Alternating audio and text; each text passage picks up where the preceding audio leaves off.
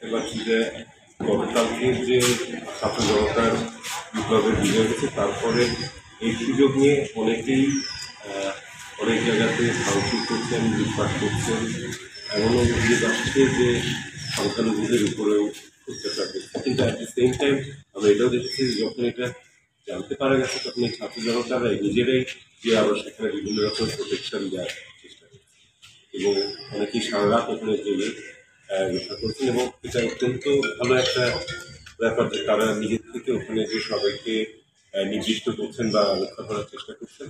আমি সবাইকে অনুরোধ করবো যে যাতে এইরকম ভাঙচুর কোথাও যেন না হয়, কারণ যেগুলো হচ্ছে সবকটি আমাদের নিজের জাতীয় সম্পদ।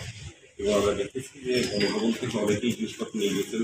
এতে কি মনে করি যে শ্রীলঙ্কাতেও এরকম যখন হয়েছিল, পরবর্তীতে কিন্তু শ্রীলঙ্কার ক্যামেরা মানে সিসিটিভি দেখে যারা এই কাজ করছে তাদের প্রত্যেককে বিচারের মুখোমুখি করা হয়েছিল এবং এখানেও সেইটা না। ঠিক আছে, এগুলো সব কিছুই আমাদের সরকারের সম্পদ ছিল, দেশের সম্পদ ছিল, সেগুলোকে নষ্ট করা বা কোনো কিছুই আমাদের উচিত হবে না।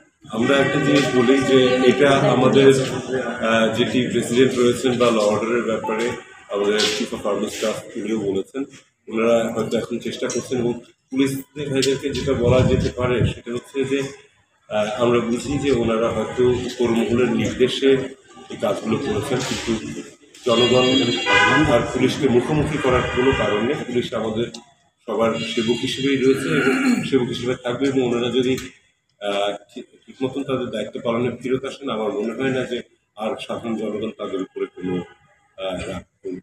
অভিমান বা আমার যেটা মনে হয় যে এখন এই অন্তর্বর্তীকালীন সরকার এসে প্রথম কাজ যেটা করবেন করা উচিত হবে তাদের যে সংসদটাকে ডিসলভ করে এবং তারপর যাতে শীঘ্র সম্ভব একটি নির্বাচনের ঘোষণা। এবং এটা যে শুধু মানে এটার বহু নজির আমরা দেখাতে পারি, বাংলাদেশে বিভিন্নবার হয়েছে, পাকিস্তানে বহুবার হয়েছে, বিভিন্ন জায়গাতে। দিস ইজ অ্যাকচুয়ালি সিচুয়েশন যেখানে আমাদের আইনের বইতে যা আছে সেটাকে জনগণের জন্য বানিয়ে করা হয়। যেমন আপনার যদি মনে থাকে 90 সালে কিন্তু তত্ত্বাবধায়ক সরকার যখন করা হয়েছিল তখন কিন্তু সেটি আমাদের সংবিধানে ছিল না, ডক্টরিন অফ নেসেসিটি ব্যবহার করেই কাজটি করা হয়েছিল।